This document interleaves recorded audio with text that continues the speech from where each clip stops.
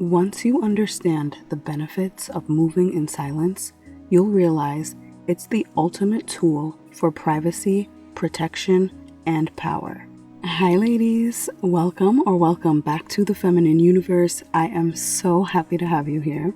Depending on who you speak to, the topic of silence will get you completely different reactions. When some people hear silence, they automatically associate it with discomfort or awkwardness. Others will associate it with sneakiness or keeping secrets.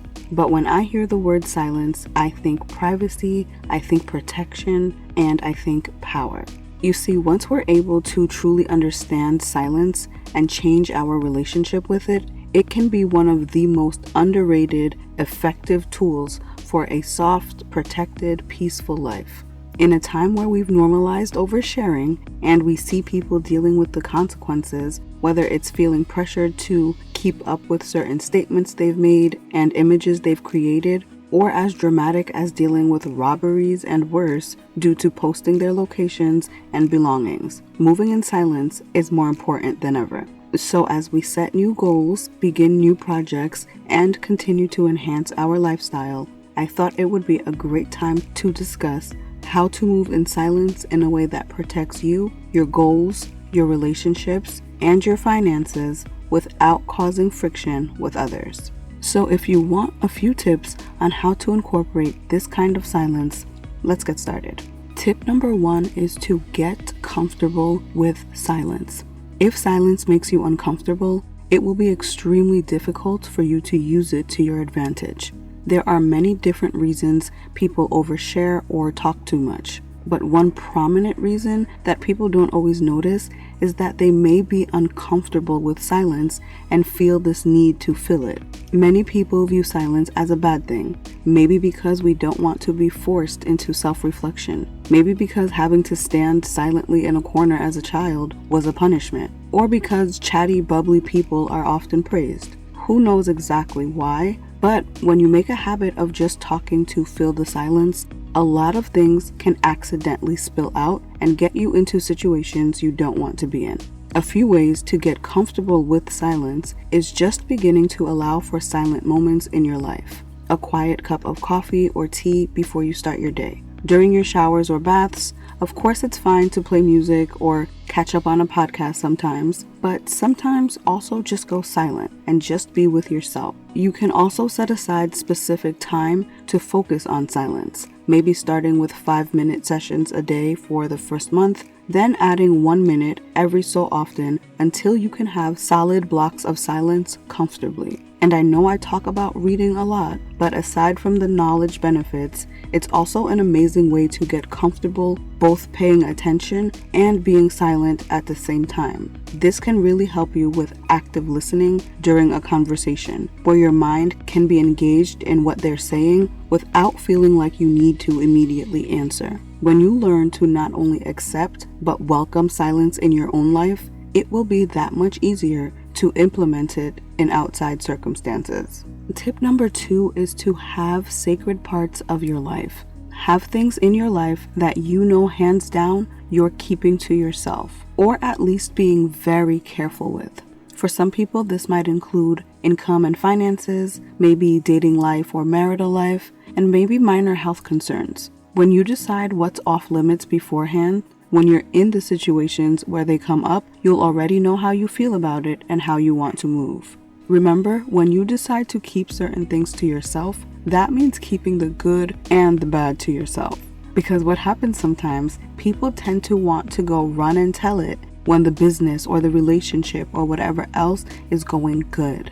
But when things get bad, then we want privacy, which is normal to want as you process something unexpected, unfortunate, or unpleasant. But some people, because of what they've already shared about their relationship or success, end up lying to save face, which just adds stress to their situation, or they do a complete about face from being this chatty Kathy to this quiet Kelly, which can seem a little disingenuous.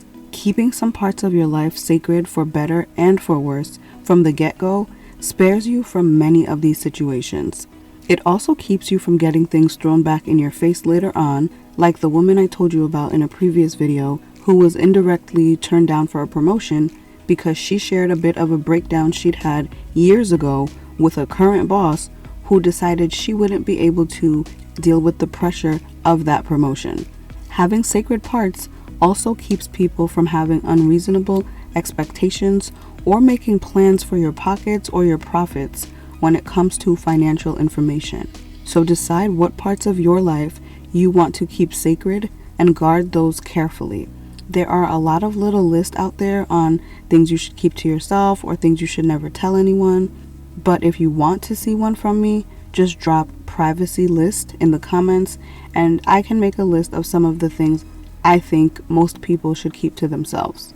Tip number 3 is to consider a later policy. For some folks, the minute they have an idea or the minute they're thinking about buying a car or a home or taking a trip, their first instinct is to basically tell anyone they talk to. A later policy does not mean you never share these things like your more sacred subjects, but rather here you give yourself some time to think things through more, complete a few steps, or complete the entire project before sharing it. Maybe for something like a trip, that would look like sharing after you've booked the tickets or after you've returned. I know people who have planned trips and purchases and told people about them and then had something in their schedule or finances change where they would have wanted to cancel but still went through with the purchase to again save face and not look like they were lying. It might sound ridiculous and like we have nothing to prove to anyone, but no one wants to seem like a liar. We all want to be viewed as people who keep our word and follow through when we say something. We also definitely want to look like we can maintain our lifestyle. And it's very easy to feel trapped or pressured by something once you've put it out there to other people. There are people who have stuck with majors or stayed at jobs they hated because they already told everyone and everyone in their family was already so proud. I know we've also heard of people sharing their dream car or business idea with someone only for that person to go and buy that exact car before them or start that exact side hustle business. We've seen celebrities robbed and harmed because they've shared the details of where they're staying. So much of this could be avoided or at least drastically diminished if we just employed a bit of an act first, share later policy in our personal lives. Tip number 4 is to consult with yourself. It's normal to want to express your feelings, talk through your ideas, vent, and plan in detail. But you don't always need to do these things with another person. You can consult with yourself.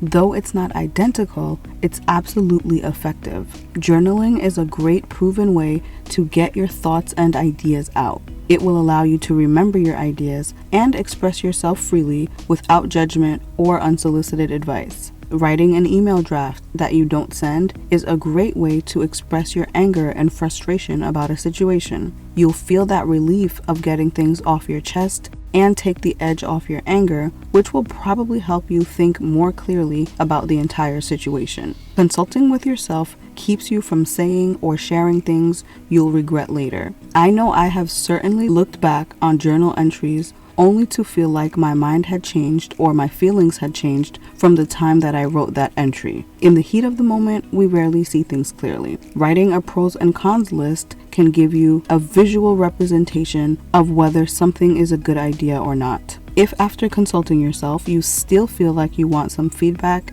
then you can always choose to take the next step and share with people you trust.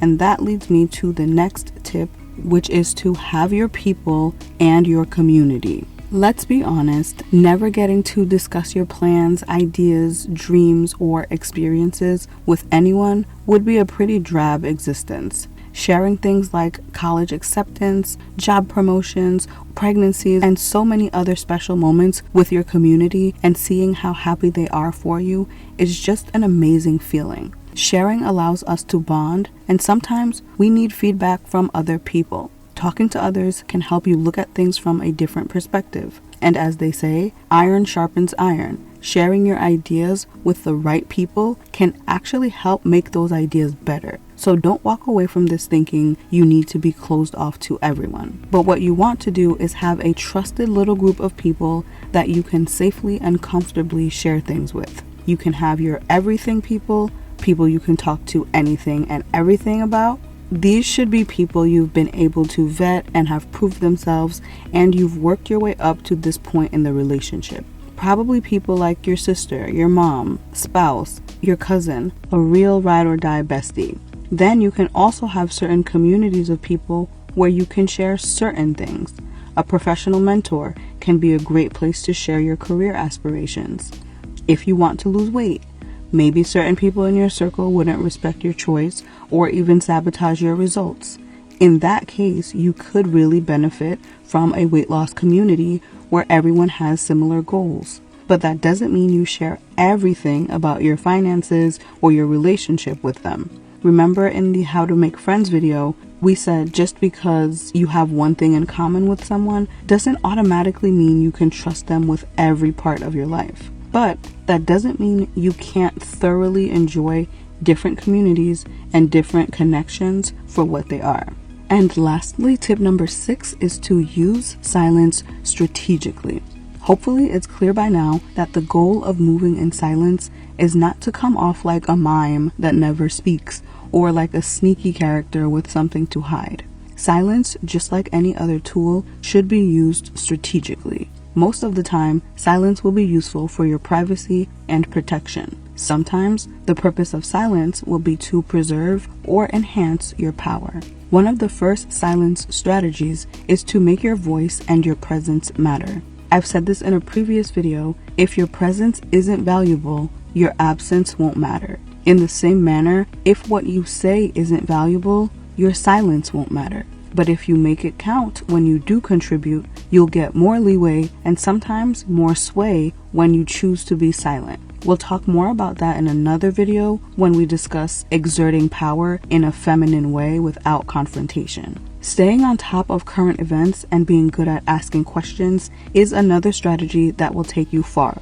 Once you've established your boundaries and sacred areas, everything else is fair game. It is completely possible to have an hour-long conversation or chat with someone regularly and not divulge things you don't want to. There are so many other things to talk about. Also, mastering the art of redirection is important. Knowing how to change a subject and redirect the conversation is an insanely valuable strategy. So understand that the goal is not to be silent all the time if that's not your personality, but rather the goal is to employ silence when it matters and when it's beneficial to you. And these are just a few ways to use silence strategically so you're not kicking yourself later saying, I wish I never shared that. I wish I could take that back. Or they stole that idea from me. Along with some previous mindsets and behaviors that we've talked about, moving in silence and using it strategically can be your little secret weapon to a soft, unbothered, drama-free life. I hope you go on to do incredible things this year and that this video helps you create a path for moving in silence that provides you with peace, privacy, and protection. I can feel big things brewing this year, so try to tune out any craziness. Send your prayers up, keep your head down, lock in, and do the work. Move in silence and let your results speak for themselves. Until next time, ladies, stay feminine, stay focused, and have fun.